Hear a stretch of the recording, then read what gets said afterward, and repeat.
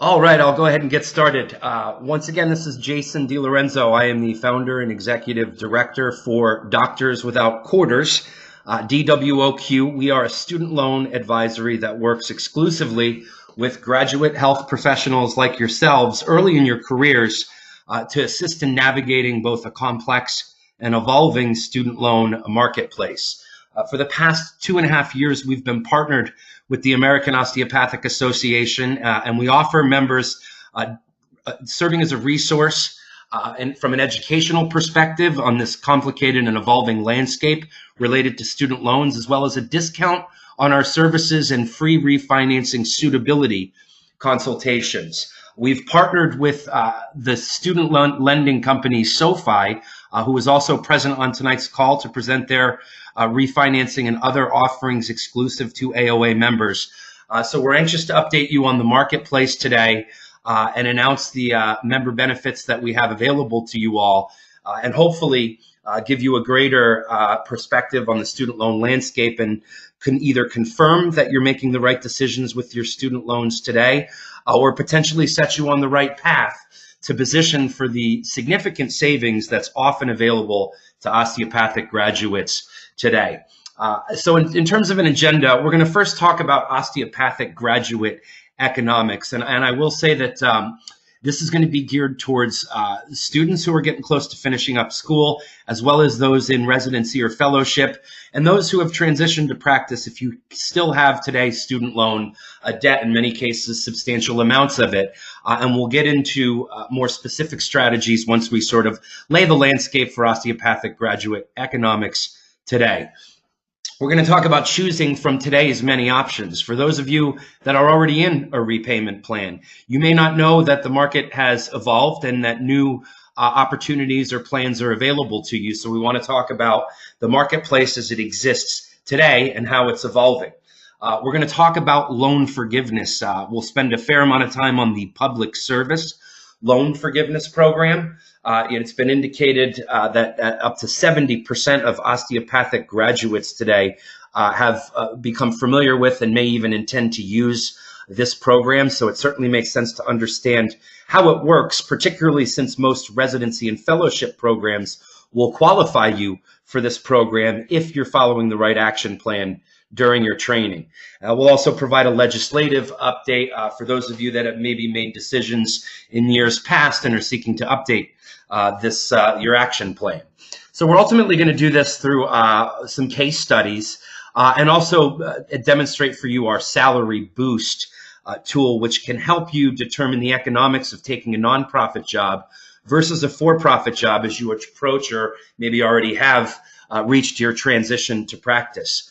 Because it makes sense to talk about other areas of your financial life, such as taxes and other financial considerations like budgeting and your credit score. We'll talk about these things as they relate to your student loan repayment strategy. We have Matt Pitzer on the line from SoFi to also discuss the refinancing process overview and the unique benefit that SoFi is offering AOA members when refinancing is suitable for your student loan action plan. And I'd ask that if you have a pressing question, go ahead and enter it here. I'll try to track these as I go through the content here. There's a good chance I'm probably going to answer it at some point throughout this session. So I would ask, in the interest of time, that we save questions for the end. But if there's something that you want to jump in on, feel free to enter it. I'll try to monitor those as we go through tonight's content. So the first thing we want to discuss here is changes in student debt levels for osteopathic graduates over the past, here we're showing roughly 25 years. Last year, the average osteopathic graduate finished medical school with about $235,000 of overall federal student loan debt. Now, we've seen individual borrowers ranging from, well above $500,000 in individual federal student loan debt. We've seen in excess of $1 million between couples who are both borrowers in medical school or in training. And we've seen debt levels as low as under $100,000. I assume those that don't have much, if any, student loan debt probably didn't join tonight's call. But it is important to understand that your overall debt level coupled with both your individual income now and what you expect it to be when you transition to practice, as well as what your household income is if you're married and your spouse works, is now, or what it might be in the future if you're planning on getting married to a working spouse. We also want to factor in your transition to practice starting salary and how long your training is when we're trying to develop a student loan repayment action plan. So what we're showing here are data on starting salaries for transitioning physicians based on several different specialties listed here. And as you can see, salaries tend to be across the board. Therefore, how long you train and how much debt you have and who employs you, these should all be considerations for informing your student loan action plan. I should probably put a G here where it says winter, spring.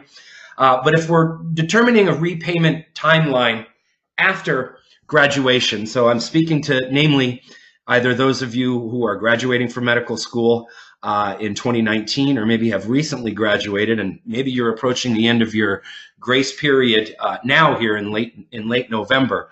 In the year that you graduate, you're going to get a 6-month grace period on your Stafford loans and your Grad Plus loans, which make up since 2010 the bulk of federal borrowing for medical students today.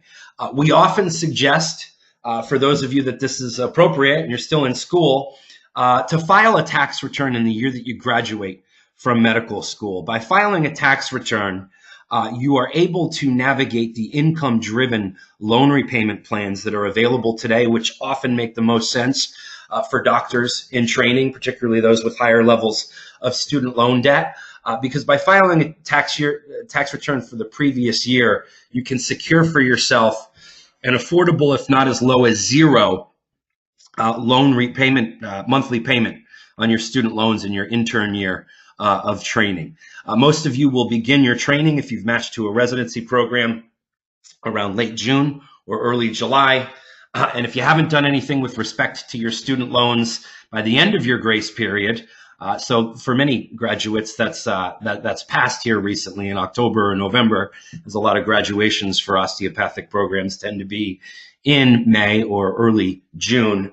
By the end of your grace period, which is 6 months on your Stafford or your Grad Plus loans, you'll need to have chosen a repayment plan. As I mentioned, it's typically the income-driven loan repayment plans that make the most sense for doctors with student loan debt during training. If you're in one of these plans, and we'll talk about these options shortly, you're going to want to make sure that you renew your participation in that income-driven plan, or potentially a new one if it's appropriate to change every month every year by the 12-month anniversary. So you want to be sure that you're renewing your income-driven repayment plan annually during training, or as long as it's appropriate if you're pursuing loan forgiveness. We see a lot of folks who enter an income-driven repayment plan and then forget or otherwise don't end up renewing upon the 12 months. And when that happens, all of your interest capitalizes. You're placed into a 10-year standard repayment plan, which can be expensive, as we'll discuss. So you want to make sure you're proactively on top of renewing your income-driven plans as you travel through, as you work your way through residency and fellowship into your transition to practice as appropriate. And then, once you have approached your transition to practice and you've chosen an employer to work for after you are done with your training, we call the time there with respect to your student loan sort of a fork in the road with respect to loan repayment. It's at this point that if you're working with a nonprofit employer and public service loan forgiveness continues to be available to you, that you'll want to continue to use the income-driven repayment plans as applicable to your situation to keep your payments as low as possible so that you can maximize loan forgiveness. And on the flip side of that, over in the other direction, if your income is significant enough to where you are no longer eligible for any type of loan forgiveness and you have the capacity to more aggressively pay down on your student loan debt, then it's at this point that you can accelerate repayment. It's at this point, most likely, that refinancing to lower rates in the private marketplace, what SoFi does, would be appropriate to you. And so we try to identify for every individual graduate where their fork in the road is based on their employer and the increase in income that's expected at transition to practice or potentially when you get married. Now, I want to talk briefly about your repayment options during training. For students, this will be new information. For those of you in training, you've probably had to evaluate these options already. If we say that the average student loan borrower that's graduating from osteopathic medical school has about $235,000 of student loan debt, we know that at today's interest rates, over 10 years to pay that back, that monthly payment's going to be about $2,600 per month. Now, for obvious reasons, that payment is, if not undesirable, highly untenable. Therefore, we look for payment relief during training for doctors with student loan debt so that we can keep our payments affordable, but position ourselves to maximize any savings opportunities. Now, on the flip side of a standard repayment term, you've got what many doctors have used in years past, which is forbearance. And in the early 2000s and before that, when interest rates got to as low as 2% for those graduates and they were borrowing less money, yes, it may have made sense for them to not pay anything on their loans during training. Today, with higher interest rates that are fixed on graduate student loans and the fact that we have higher debt levels, forbearance, in my opinion, is the F word for physicians today, in that it is the most costly option you can use with student loan debt during your training.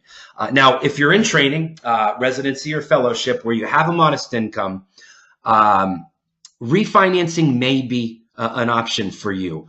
If you've eliminated the potential for public service loan forgiveness and the need for the income-driven plans and their unique benefits, as we'll discuss. So it is possible to refinance your federal student loans during training.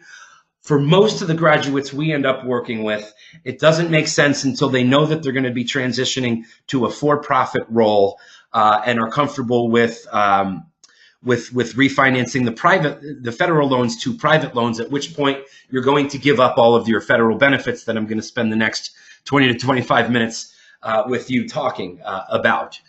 So refinancing is available if you know that the loan forgiveness isn't going to be available to you, and you're comfortable with having a private loan, and you can even get your payments down to $100 per month, particularly through SoFi, who offers this product, a residency product, where you can pay $100 per month during your training, but secure today's lower interest rates now, but still get some payment relief during training. So we'll talk a little bit about refinancing suitability when we get into the numbers. But that's why I have refinancing listed in orange here as a potential opportunity, and in green, the 5 income-driven loan repayment plans that are available to graduates today. However, I want to put a microscope on both the pay-as-you-earn and the revised pay-as-you-earn programs, which typically, for today's graduates and those transitioning to practice, are the most utilized that we try to navigate or steer people towards in today's environment.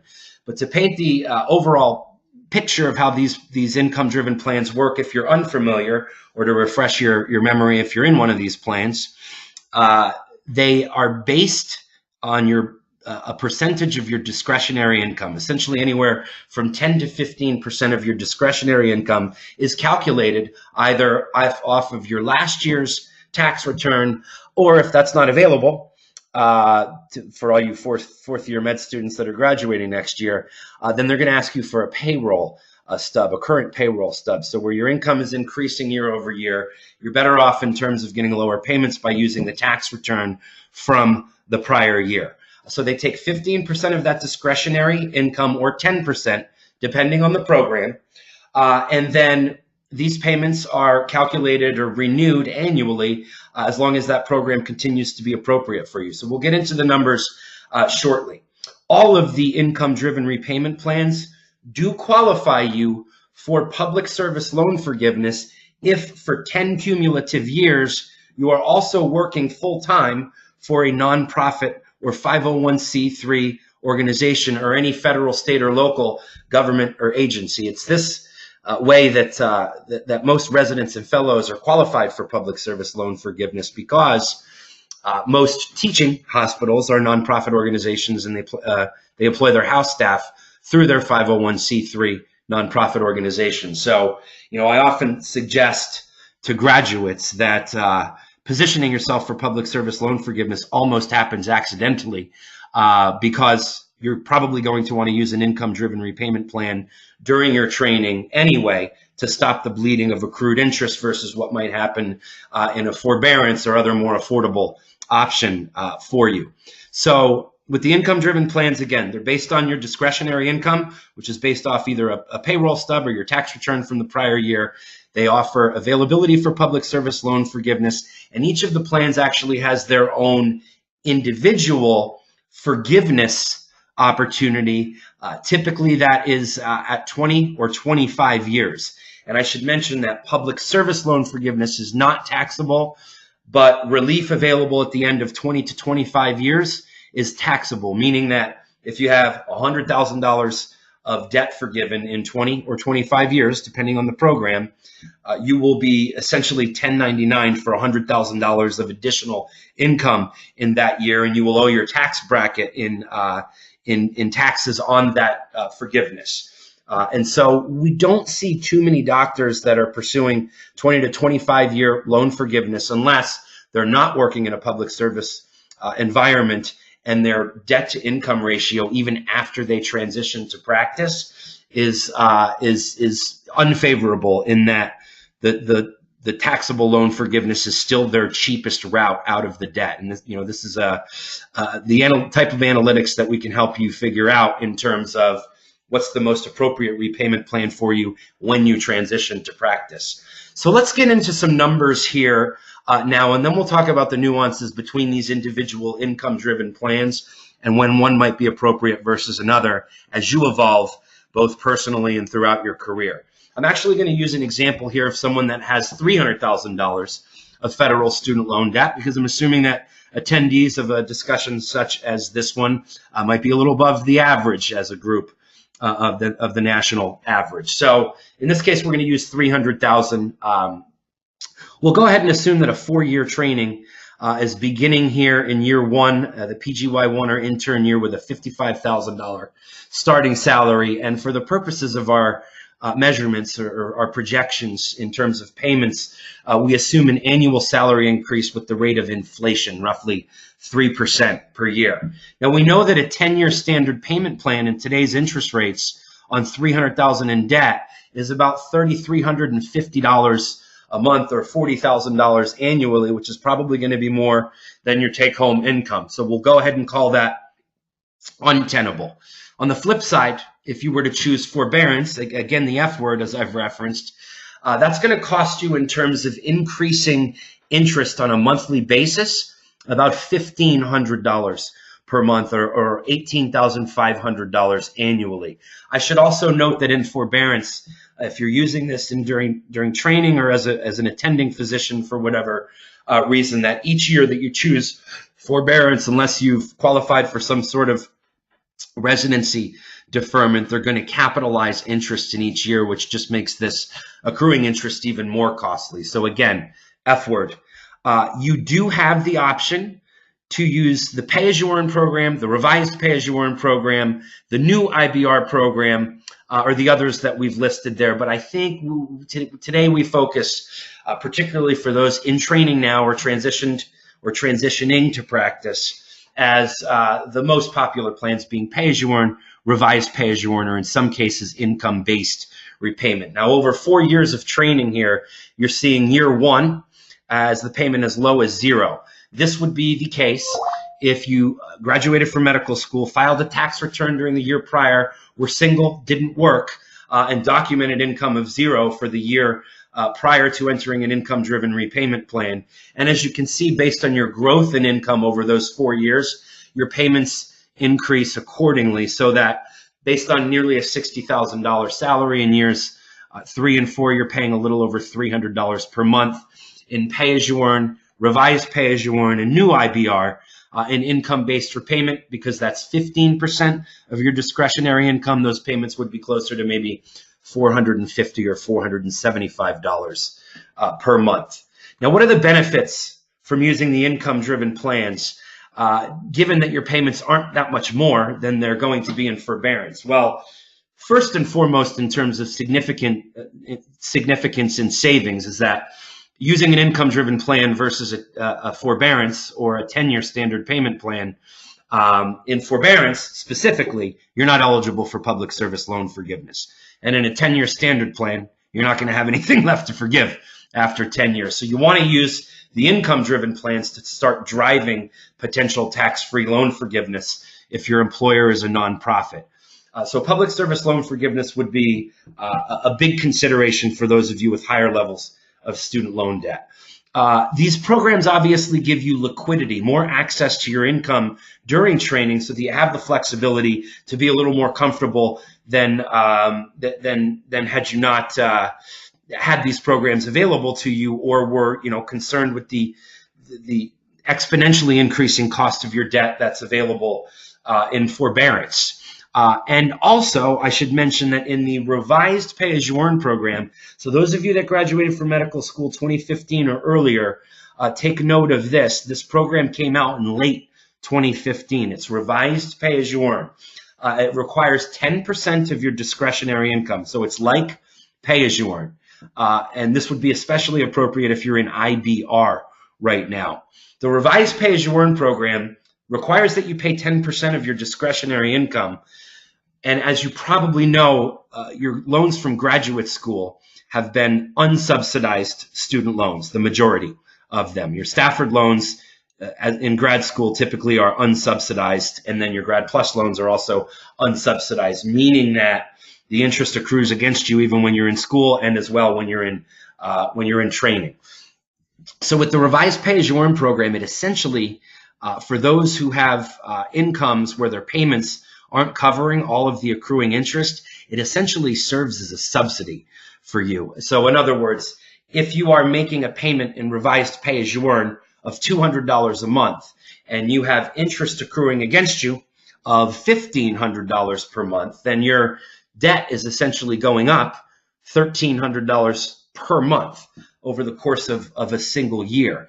Now, in revised pay-as-you-earn, that upside down accrued interest, or we call that negative amortization in the finance world, only half of that is charged to you in revised pay-as-you-earn. So what we're talking about is essential savings here of $650 per month in this scenario by using revised pay-as-you-earn versus the other income-driven plans which don't offer this subsidy. So you might ask, why wouldn't I use that program? And we're going to get into the nuances of the different programs, so hold that thought until we get into some of the considerations or nuances among the income-driven plans. But to summarize here, the reason you're using an income-driven plan versus a 10-year payment or a forbearance is because of the interest savings, the fact that your interest won't capitalize over the course of your training or while you're using the program, more access to your income, and your payments are counting towards loan forgiveness, tax-free through public service loan forgiveness, or if relevant, 20 and 25-year taxable loan forgiveness if a balance is still left outstanding then.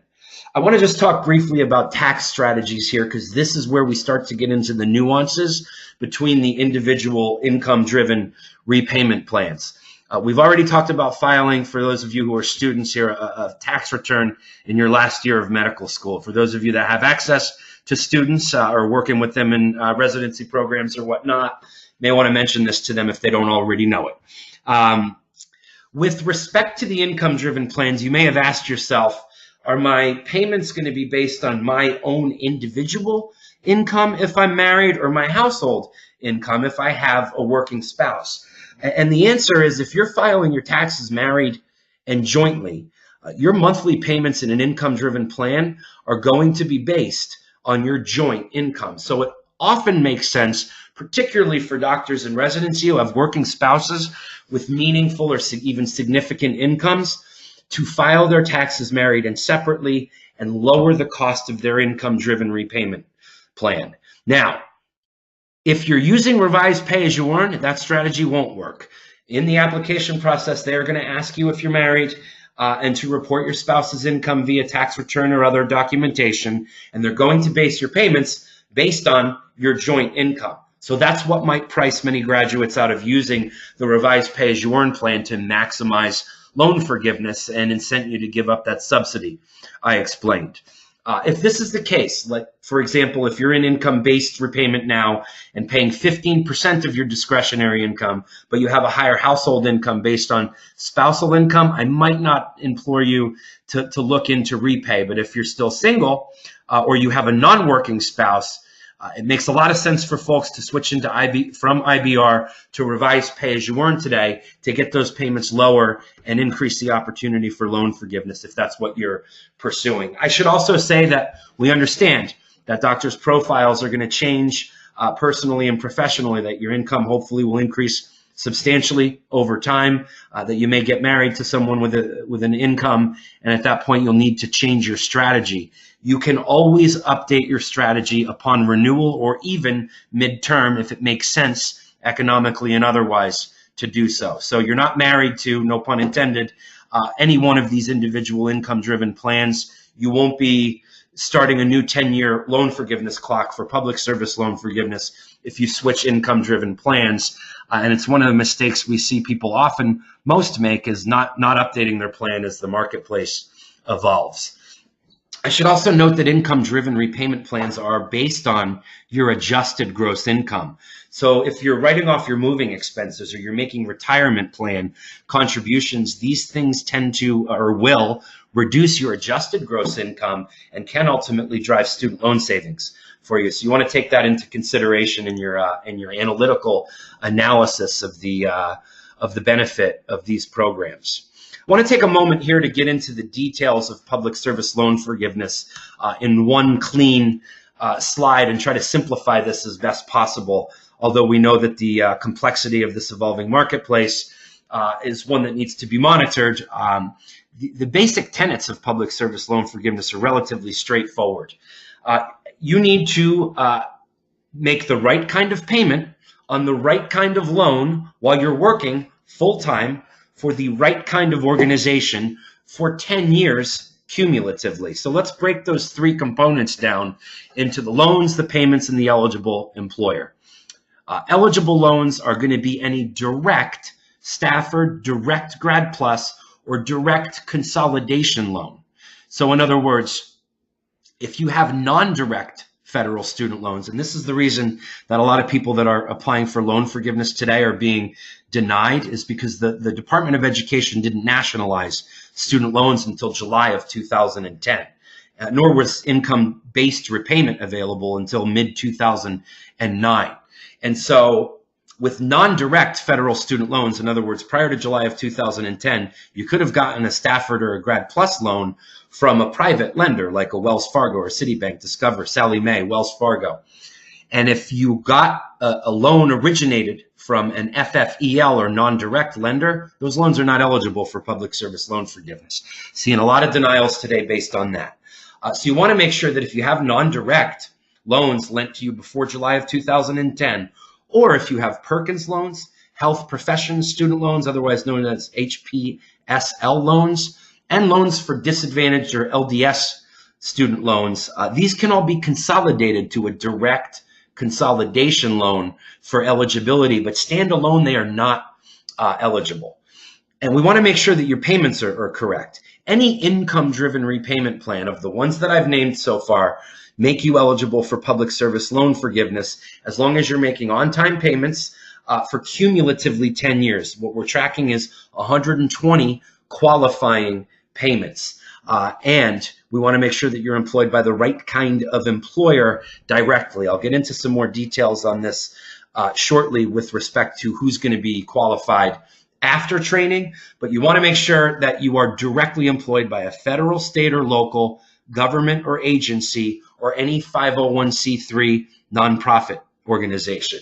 Now, it's in this way that 90+% of teaching hospitals are 501c3 nonprofit organizations. Interestingly, in osteopathic medicine, more than in other more than in other specialties or areas of study, if you will. We're seeing a lot of the Opti network hospitals that are becoming teaching hospitals actually attaching to for-profit organizations, HCA and like Largo Medical Center and Larkin Community Hospital, and those that we're seeing attached to Opti networks. Some residents we're seeing employed by for-profit organizations, which would mean that you're not eligible for public service loan forgiveness during training. So if you're a student now, or if you're in the matching process now, you might want to take note that if you have a lot of student loan debt and public service loan forgiveness appears to, or will appear to, when you're done listening to this entire presentation, appear to apply to you, you probably want to try to seek a role with the nonprofit training hospital so as to maximize public service loan forgiveness. You need to be employed full-time as well, which means that you're working at least 30 hours per week for at least 8 months in a given year. I will also add that as long as you're meeting the full-time requirement, you can also work, for example, in private practice 2 or 3 days a week. You'll earn additional income, which would increase your payments. But as long as you're meeting the full-time requirement for nonprofit or public service employment, you can still apply for public service loan forgiveness to maximize your savings. And in a lot of cases, we see that being substantial for osteopathic graduates. So hopefully we've kind of simplified that for you here. Because loans are direct today and the income-driven plans are getting more and more understood by graduates, we're seeing less opportunity like 10 years from today for there to be mistakes happening when applying for loan forgiveness. And we'll get into the legislative considerations and grandfathering here shortly. But if we understand that most teaching hospitals are going to qualify you for public service loan forgiveness, what about when you transition to practice? And we've tried to figure this out by state and by specialty over the years of working with medical graduates. And it seems that some states seem to be more restrictive in their interpretation of federal Stark law and how Medicare and Medicaid patients are treated for the purpose of internal or self-referral. So in states like California, we see the Kaiser network being representative of how California hospitals seem to treat this relationship, meaning that if you're doing your training in a Kaiser hospital, you're employed by the foundation. It's a nonprofit organization or entity. And then if you transition to practice, your employer in the state of California becomes TPMG, which is called the Permanente Medical Group. It is a for-profit group of physicians that is contracted with the nonprofit. So if you're going into Kaiser with the intent of staying there long term, it'd be good to know that before you, as you seek to make decisions about your loan repayment plan. Now, over across the country, if we look at the state of Florida, the bigger hospitals there, I'll use Jackson Memorial and Shands Hospital as larger examples in the state of Florida. Those hospitals seem to employ their attending physicians and their hospitalists across all specialties directly by the 501c3 entity. And so it would be helpful to understand hospitals that you're going to based on either what state they're in or what specialty that you're seeking to pursue or already decided upon. Understand that environment as you're defining your student loan repayment strategy. Those of you in emergency medicine, anesthesia, and radiology, unless you're employed for like a county medical center or the VA, or you're staying in academics, you're going to see very few opportunities for public service loan forgiveness or public service employment. There are exceptions, but the vast majority of transitioning doctors outside of truly public service employment seem to be working for for-profits. In states where, or even specialties where there's just a higher opportunity for nonprofit or public service qualified employment, those tend to be family medicine, psychiatry, pediatrics, internal medicine, where being a hospitalist is the objective, and any position in academia where you're directly employed by a teaching institution, or all tend to be qualified for public service loan forgiveness. Now, I don't expect a lot of you that are in training now or certainly in school to know the answers to these questions just yet, what your specialty is, or if you're going to do a fellowship, or what state you might wind up in, or a lot of this might be unclear to you at this point, but understanding your student loan repayment strategy as these things become more clear, is a critical part of maximizing your savings opportunity. So just keep in mind that after you transition to practice, a nonprofit setting may not exactly mean nonprofit or public service qualified employment. It depends on who your paycheck is coming from.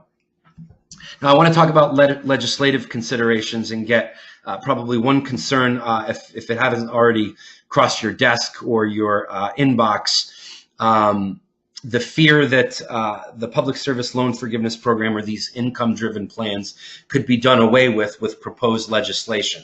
Having been studying this sector and this industry for the past 7 years, I've seen a lot of proposed legislation come and go.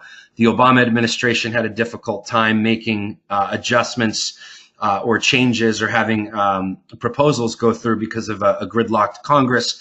We're in the face of that once again. And so the Democrats and the Republicans have proposals out there. A lot of them that we've seen do propose eliminating public service loan forgiveness. But you should know that public service loan forgiveness participants, those of you who have this available in your promissory notes, which I'm sure you've all read cover to cover as you were taking out your loans, this is available to you with no limit. And so if proposed changes are ultimately made, they will apply to future borrowers. And you are expected to be grandfathered in. We may look back at this time in the future and say that, wow, that program was a little too generous. But we see, because the class action attorneys seem to be lining up to represent you, and I'm certainly on that side of the fence, that this will be honored for those who navigate the process with precision. And so we expect this to be available and take full advantage of it while it is available to you. The most recent proposal that the Trump administration suggested specifically mentioned only new borrowers would be affected. So that's the grandfathering clause we were kind of looking for. And I think the increase in class action potential has confirmed that. We should also note that while public service loan forgiveness can be changed by an act of Congress only, the income-driven repayment plans, in other words, your path to maximize public service loan forgiveness, these can actually be changed through executive orders, which we've seen this administration not be shy about making, and the Obama administration had been similar with respect to student loan legislation. So while I can't suggest that the income-driven plan that you choose today will continue to be available in the future, we can suggest and believe that the public service loan forgiveness will be. But the nuances to get you there are somewhat of a moving target, and it's important to take note of that. The biggest consideration here is the sort of, you go to medical school, you could make the case to the government that you took out these loans because the public service loan forgiveness was available to you. And that's the sort of ammunition that the class action attorneys and whatnot are using to say that they can't go back on this program for those of you that have it in your promissory notes. So again, we implore those, particularly in training, who need reduction on their payments anyway, to use the income-driven plans and position for public service loan forgiveness or 20 or 25-year forgiveness while it's available. Hopefully, as I'm walking through this, you guys are getting the sense that your strategy needs to be updated on an annual basis. The only constant I've seen over the past 7 years is change when it comes to the student loan environment. As you've maybe already come to learn, don't expect your loan servicers, whether it's Great Lakes or Fed Loans or Sallie Mae, Navient, or Nelnet, don't expect them to understand your strategy. In fact, a lot of these servicers are under fire for providing advice that benefits them or rushing borrowers off the phone and being, incentivized to do that, as opposed to giving you the analytics that I'm presenting to you here today. Don't expect servicers to understand that. You really need an advocate in your corner if you're not tracking this marketplace on your own on an annual basis. And as I've suggested, some of you probably have seen the media stories about how public service loan forgiveness applicants are being denied today. Based on what I've told you so far, there should be no surprise that anybody applying for public service loan forgiveness is just tossing their hat into the ring to see if they might get it available. Be very surprised to see many borrowers today qualified for any meaningful amount of public service loan forgiveness, because you need to have direct loans and you need to use an income-driven plan. And 10 years hasn't even transpired, and since those two things existed, for another nearly 2 years. So don't be surprised, don't be unnecessary alarmed by what you see in the media. If you're confident in your strategy or you're working with someone this should not be a concern for you. I want to switch over here now to do a public service loan forgiveness case study, where this is a 2017 medical school graduate who had $300,000 in student loan debt. Her specialty is OBGYN. She is with a nonprofit organization during her training. She expects to earn $250,000, and we'll both carry this through. She does work for a nonprofit employer. We'll also say that she does not work for a nonprofit employer after she's done with training. She doesn't know the answer to this question just yet. She's only a PGY2. So what I'm showing here is that the revised pay-as-you-earn program makes sense certainly for the next 4 years during her training while she's with a nonprofit organization, because she gets payment relief. And what I've calculated down here is that with her revised pay-as-you-earn interest benefit that I mentioned, the average of her interest rates goes down with her payments and interest subsidy from 6% down to about 3.4%. Now, as soon as her payments go up based on her income, that subsidy is going to go away, but that's a nice effective interest rate during training, and something that you should consider if you're also considering refinancing your loans while you're still a resident. The repay benefit is a substantial one in many cases for osteopathic graduates. What I'm calculating here is that for her income, in other words, roughly $50,000 a year during training, and then a $250,000 starting salary, which would happen basically in this program. It would start to appear in her tax return between years 5 and 6. We see that her total projected payments, if she's working for a nonprofit for the total 10 years, are only $124,000 out of pocket. And what's forgiven here, tax-free, is over $318,000. Now, what's interesting about this $124,000 number is that this number, because you're getting tax-free loan forgiveness and these payments are income-based, she doesn't matter how much student loan debt she has. So in other words, if she only had $150,000 in student loan debt, the balance forgiven would be considerably less, and her out-of-pocket would be close to $150,000. But if she had $600,000 in overall federal student loan debt, you see much more loan forgiveness. Therefore, a borrower with more student loan debt is likely going to be more incented to make sure that years 5 through 10 are with a nonprofit organization. Now, if she gets married in a future year, let's say she gets married next year, and her spouse makes $200,000 and has no student loan debt. Well, now here we're suggesting she move from the revised pay-as-you-earn program to the pay-as-you-earn program, or if that wasn't available because she wasn't a newer borrower, she could use the income-based repayment plan. So she switches from revised pay-as-you-earn into either pay-as-you-earn or income-based repayment, thus keeping that estimated out-of-pocket cost for loan forgiveness at the same level. And she still would have enjoyed the repay subsidy ultimately while she was single or while she was using revised pay-as-you-earn. Now, if she transitions to a for-profit job, we know that public service loan forgiveness is off the table.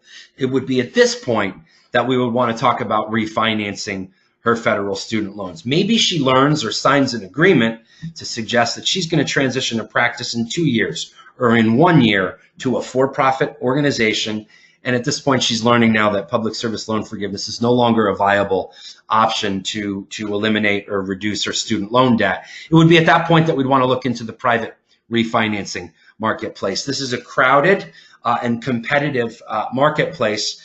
Who's joined us tonight is now a partner with AOA. They offer some of the lowest rates in the marketplace and an even lower rate for AOA members as of the inking of this partnership. And so when private refinancing is suitable, definitely you want to give SoFi the first look at your loans because they're offering a rate reduction. We'll talk about that in a moment. They offer payment terms between 5 and 20 years. I'll let Matt talk about that here briefly.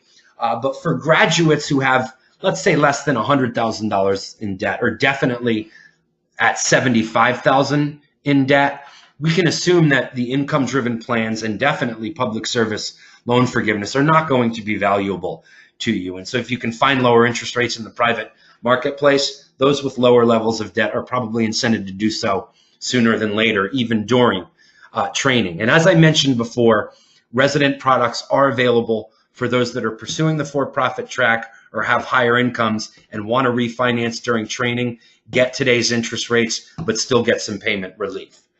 The biggest considerations with private refinancing are that you're losing your federal benefits. Can you afford the refinancing payments? Because ultimately you are going to need to choose a term and a payment when you refinance your loans. That might be tough to do when you're unclear about exactly if you're going to do fellowship and what your income might look like when you transition. So you're going to be picking a horse and riding it, if you will, with respect to choosing a private lender. Those lenders like SoFi that have secured their place in this market are not going to charge you any sort of origination fees. Don't talk to anybody that would suggest that. There are no prepayment penalties, so you can keep track of this marketplace and refinance loans that you've already refinanced in the future if that's appropriate to do. And there are both fixed and variable rate loans available.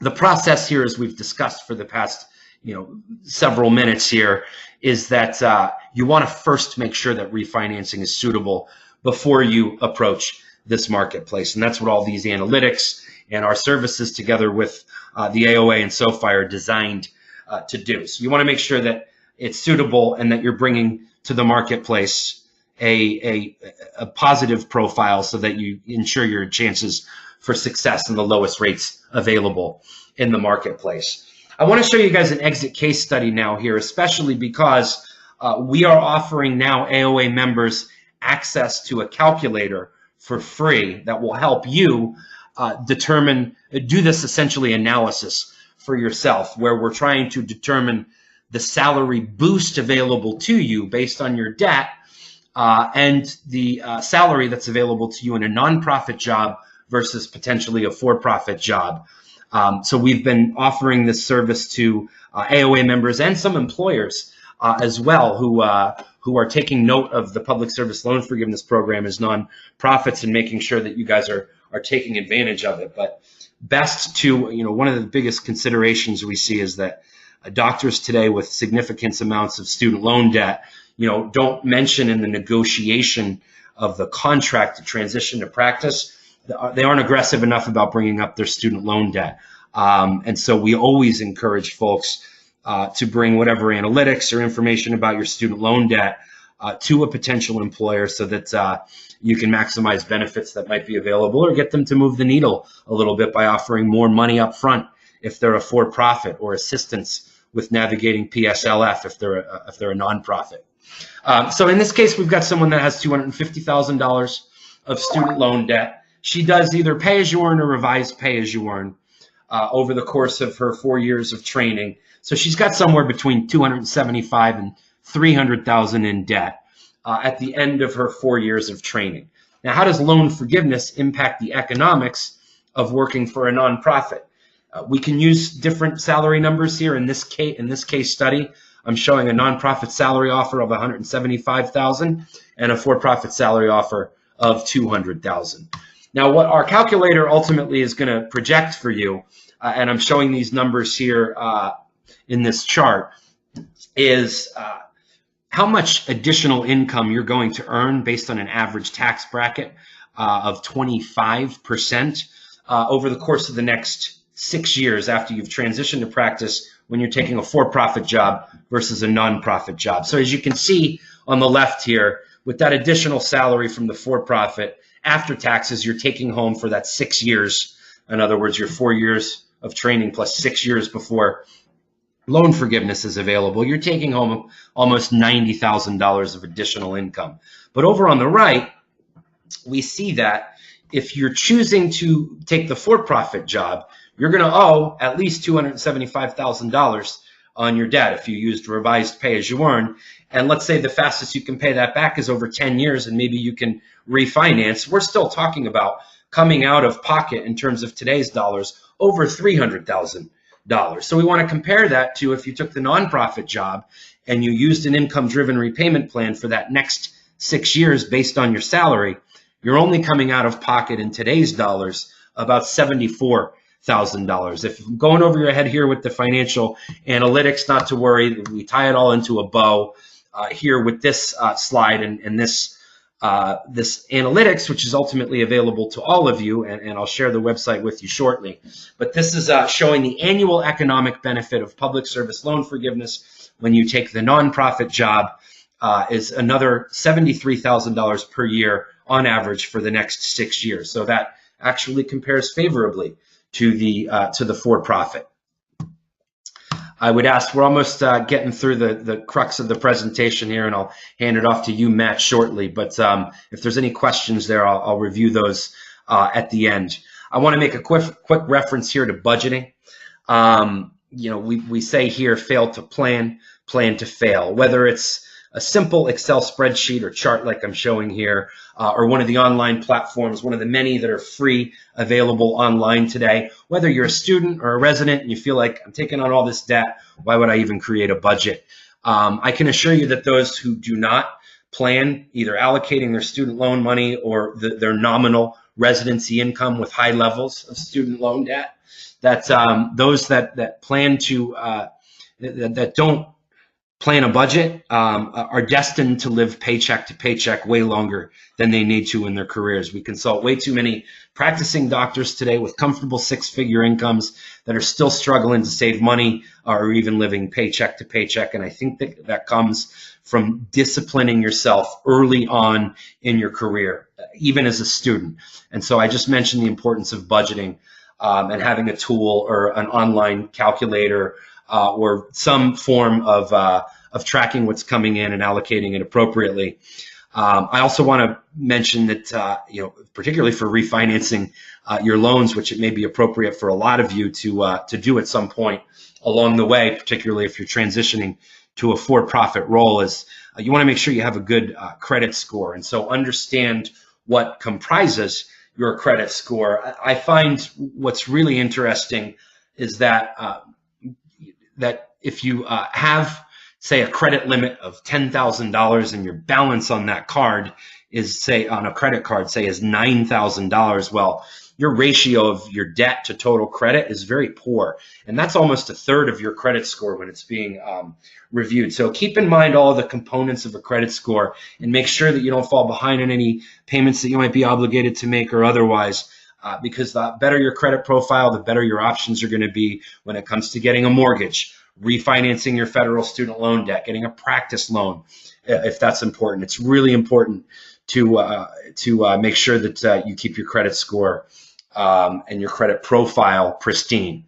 Here we're showing budgeting for success, a case study that contemplates a resident's income over the course of 4 years, using an income-driven repayment plan for those 4 years, being able to tuck money away, in this case we're showing $400 a month, into a savings or an interest accrual fund, possibly even a Roth IRA, purchasing for themselves occupation-specific disability income protection, a disability income policy, and allocating monthly to a pretty firm, basic financial strategy for residents is, as you can see here, hopefully affordable for many of you. So we want to make sure that you're reducing your payment payments on your student loans as best possible to maximize savings. But that doesn't mean that you shouldn't be saving money for the cases where you might go off the path of loan forgiveness. You want to have some money to be able to pay down accrued interest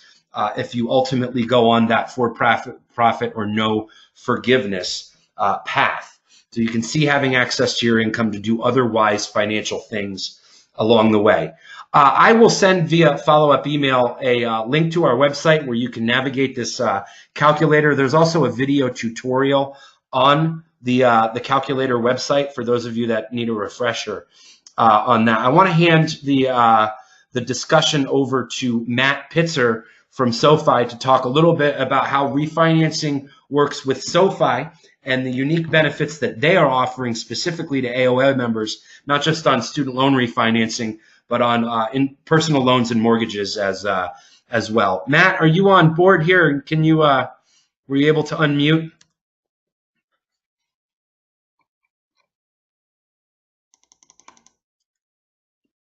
Give me 1 second here. I'm going to see if I can dig that up.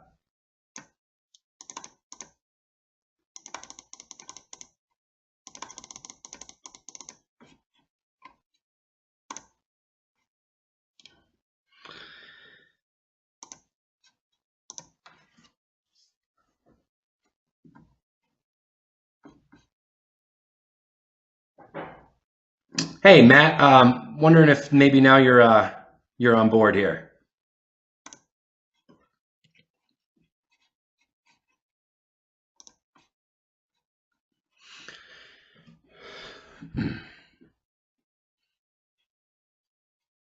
All right, looks like Matt's just getting set up now and will be joining us here in a moment. Sorry for the delay.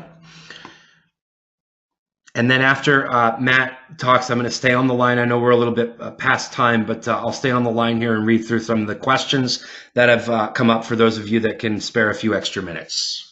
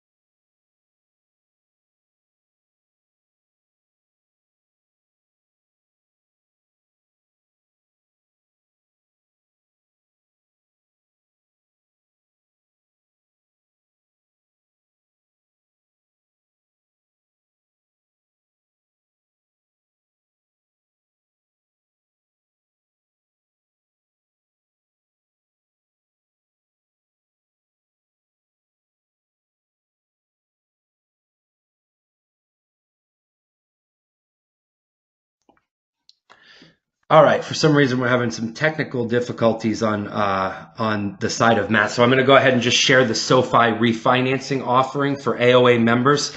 This is actually important, guys. In this marketplace, there are many lenders out there that are offering to reduce rates. You want to make sure, again, that you don't have prepayment penalties and that there are no origination fees. What SoFi has offered AOA members for, and I don't know the cutoff on the 0.25%. I think eventually it may move to just an eighth. But right now, if you refinance your federal student loans with SoFi, they are offering a 0.25 or 0.25% reduction of the interest rate for AOA members. Now, if you want to do a suitability analysis first through Doctors Without Quarters, I will send you the link to sign up for that. You can also go directly to SoFi's AOA landing page, which we'll share with you if you haven't seen it already, and apply directly. They are also offering personal loans and a mortgage product as well, that if those are of interest to you, I would be surprised if these weren't the most competitive available in the marketplace, as SoFi's really sharpened their pencil for you guys. I can say that with Doctors Without Quarters, we are an advocate in the marketplace, and we are going to work with the whole marketplace to get you the lowest rates possible. But we want to give SoFi absolutely the first look here because of this 0.25% rate discount, which is an incredible offer for this the onset of this partnership. I've mentioned before they offer terms it's between 5, 7, 10, 15, or 20 years. You can consolidate and refinance both federal and private loans into one loan with one monthly bill.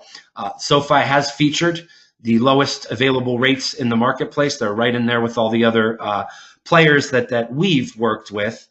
There are no implementation fees or application fees or origination fees. As I've mentioned, you don't want to work with any lenders that are charging those. And we talked about the medical refinancing program that's available during residency if you've identified that refinancing is suitable and want to take advantage of today's low rates, because in fact we are seeing an increasing rate environment in the marketplace today. And if it's going to be appropriate, better to do it sooner than later in a rising rate environment.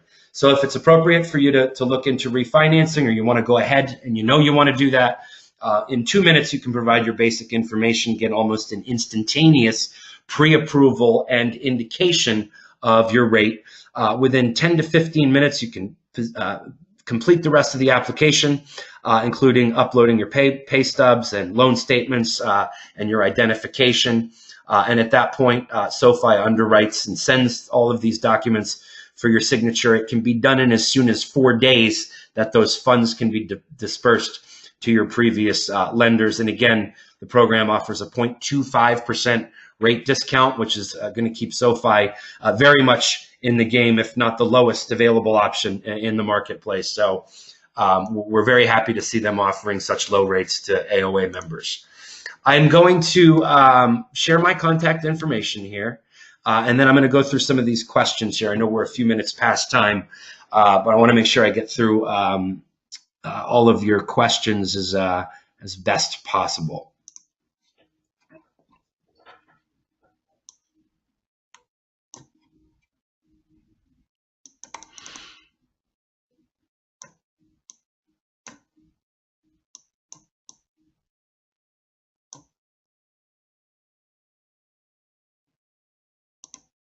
Okay, I see. Could you comment on family medicine residency with a 1-year EM fellowship and its impact on PSLF?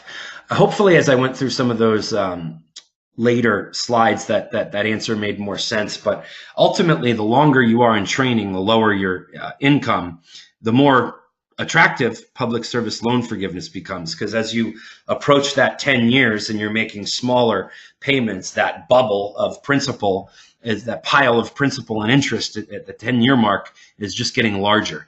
So I would say that the fellowship would more incent you to pursue public service loan forgiveness for the remaining 6 years if you're talking about 3 years family medicine and 1 year emergency. And yeah, someone said they needed to jump. I will share these slides with the AOA, and they'll be able to share follow-up information with you. We can also do one of these webinars again in the near future, as the marketplace is rapidly evolving, and this presentation seems to change a little bit, at least every year. The exact federal benefits you lose with refinance are going to be the income-driven repayment plans, the ability to enroll in either forbearance or deferment for any meaningful amount of time if a hardship were you'd experience a hardship, and then obviously also any of the federal loan forgiveness plans like public service loan forgiveness, taxable loan forgiveness through the income-driven plans. You give up all of that. So you cannot refinance and utilize PSLF. Now, if you're pursuing National Health Service Corps, some state-based repayment program where maybe you're working in an underserved area and getting loan repayment in those years of service, those repayments can be made on refinanced loans. But we find a lot of people pursuing the state-based repayment plans or National Health Service Corps are also in the position to still get some public service loan forgiveness. So sometimes we'll see refinancing appropriate there, other times not so much.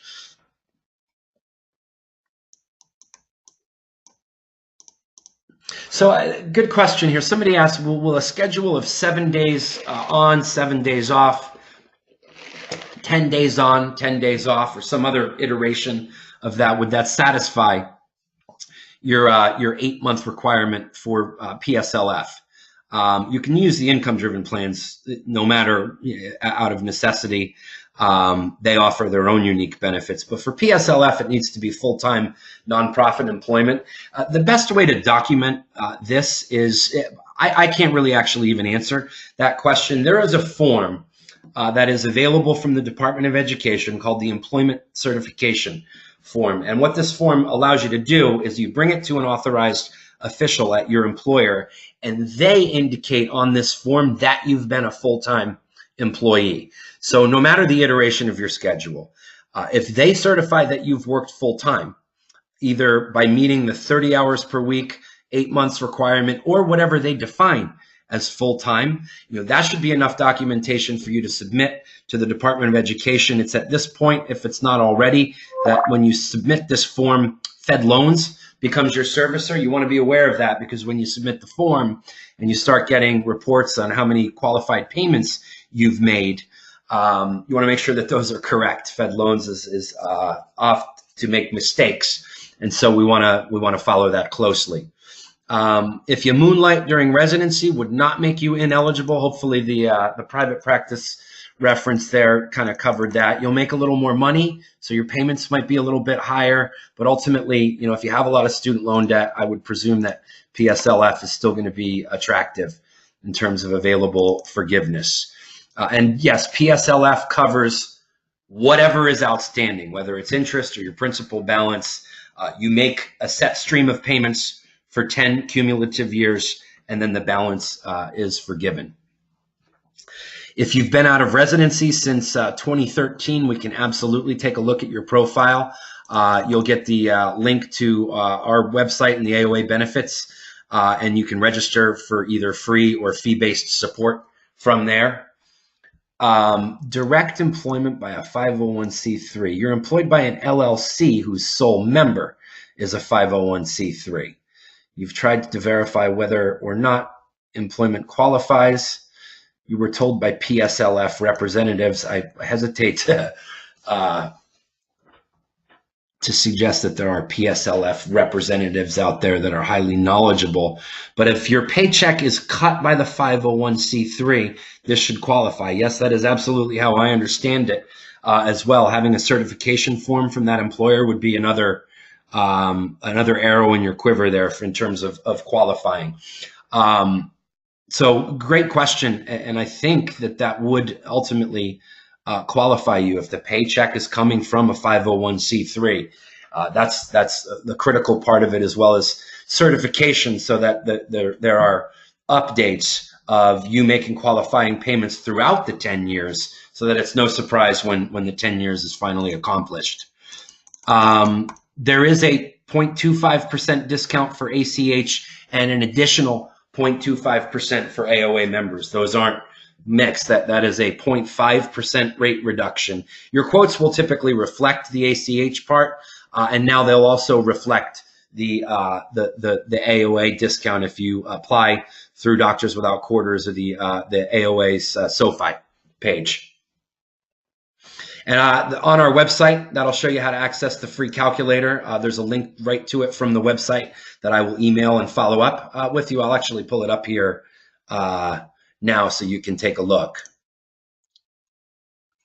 If I were to refinance private, would the student loan still be discharged upon my death? That's a great question, and I don't know if that's something Matt would have covered, but as I understand it, different private lenders approach the discharge in the cases of death or permanent disability a little bit differently. Most of the ones that are offering no origination, and I know SoFi is one, no origination fees, no prepayment penalties, that benefit would transfer over. However, I do see some lenders reserving the right to pursue a cosigner in the case you've had your application co-signed. I can't speak for exactly how SoFi approaches that. I want to say that they do reserve the right to pursue a cosigner, but it's not, I don't even know if there's any cases of them doing that. But at least for the purposes of the individual applicant, that benefit does carry over with the private lenders that we work with, and definitely SoFi. That's a great question.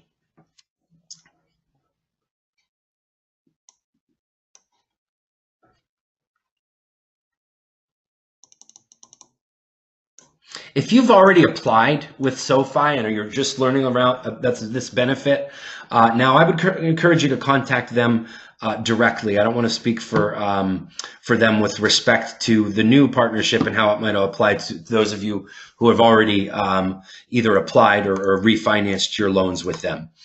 You don't have to quote unquote apply for PSLF annually. It's that certification form that I mentioned that a lot of people will tell you to do it annually. I think that's a good idea. You at least want to complete that form after your tenure of service with a qualifying organization is complete. Have them complete that for you and get a running tab of qualified payments and make sure that it's right. Yeah, if you've worked in nonprofit hospitals and you've made IBR payments in the past, we're seeing more of these cases come up. But there are some people that are in an income-driven repayment plan and they're working for a nonprofit organization and they don't know that public service loan forgiveness is available to them. If that's you, let's line that up. We'd be happy to help you. But the answer to that question is yes, you very well may retroactively have qualified yourself for public service loan forgiveness. And depending on your debt and income, there might be some significant savings for you to uncover there. All right, well, that looks about all the questions that I see came through, and great questions, guys. I very much appreciate those. I see someone commenting here, as a DO in my first year of practice, it's best to certify each year. Yeah, I would stand by that statement. How do we determine if a hospital-employed contract for outpatient family medicine is not-for-profit 501c3? I would contact I mean, a good way to see if it's going to be nonprofit or for-profit is the qualified retirement plan that they're offering you. If it's a 401k, they're for-profit, and if it's a 403b, they're a nonprofit.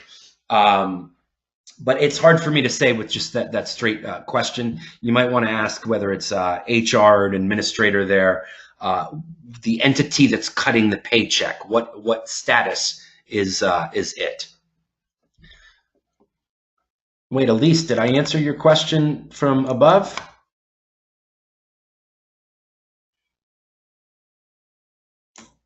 I'm a dermatologist. Okay, I'm sorry. I passed through this. Grad Plus loans do qualify for forgiveness plans. Grad Plus, as long as they're direct, they are qualified for public service loan forgiveness. You can also consolidate them like Perkins loans if they're FEL Grad Plus loans to a direct consolidation loan. So yes, Grad Plus loans, I mean, osteopathic grads today, sometimes the majority of their debt is Grad Plus loans. They absolutely do qualify. And then as a dermatology resident in your second year of training, you are in a for-profit program with a modest salary. Since your paycheck comes from this is a great question. I can already sense it. So sorry I missed you. You would not qualify for PSLF during your training.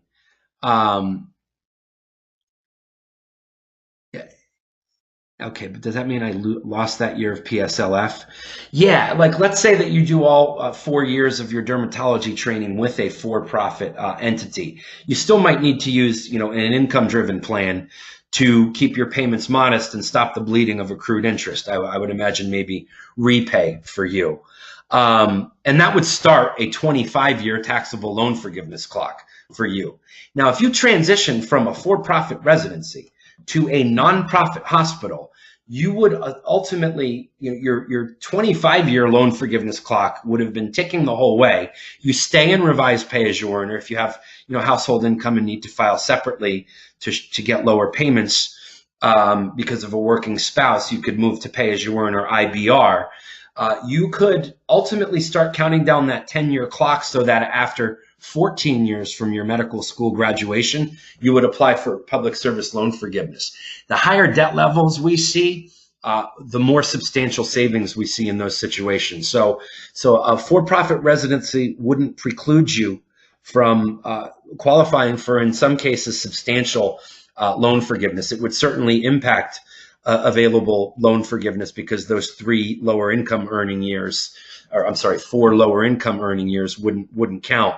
But we would want to run the analysis of your projected payments over the 14 years and see what forgiveness might look like using our analytics. I think that would be pretty helpful for you. But to answer your question, yes, you could still qualify for public service loan forgiveness.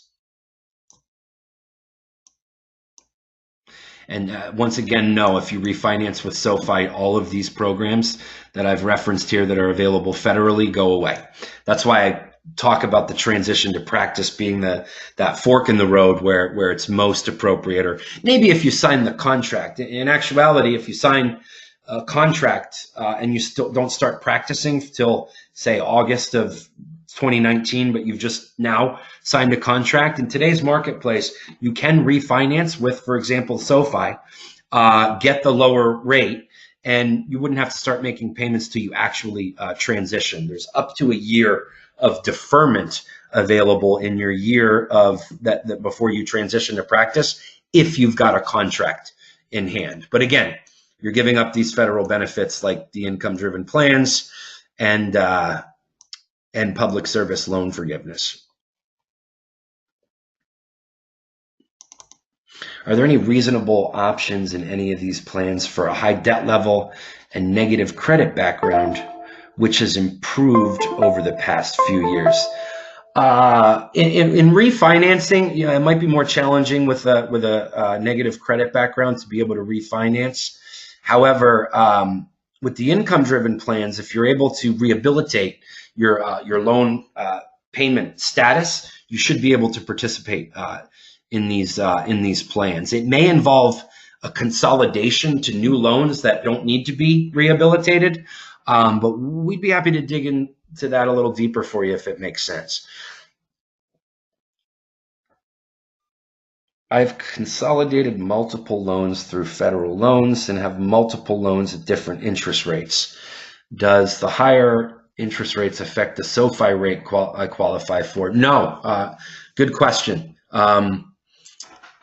If you are ultimately going to be trying to refinance through SoFi and you know that loan forgiveness isn't available to you, yes, SoFi is going to underwrite you and you're eligible for the rate you are. It doesn't matter that the rates are tiered over the years that you've borrowed federal student loans. You qualify for the rate you qualify for. That's with SoFi or any other lender we would work with. However, if you're pursuing public service loan forgiveness and you've got years behind you of having made income-driven repayment payments, do not consolidate your federal loans into a single federal consolidation loan, because you would reset your 10-year clock. If I didn't mention that with authority earlier, that's a really important or critical consideration, because you got a lot of scavengers out there trying to tell you to consolidate your federal student loans, and that is not what you want to do if you have any time spent towards public service loan forgiveness. Leave the individual loans as they are. If you consolidate, you're going to reset that time spent towards public service loan forgiveness. You might even disqualify yourself. All right, guys, that looks like all the questions. I'll wait here just another minute or so, but otherwise, thank you for your time. And Matt, sorry we didn't, if you're still there, didn't get to figure out how your audio was set. I tried the moderator and presenter options, but hopefully I've iterated your message as well. And if you guys have any further questions, you'll have my contact information. Again, I'll share this presentation with leadership at the AOA so that they'll send it out to you. And we look forward to serving as a resource to you guys now and in the future. Have a wonderful evening.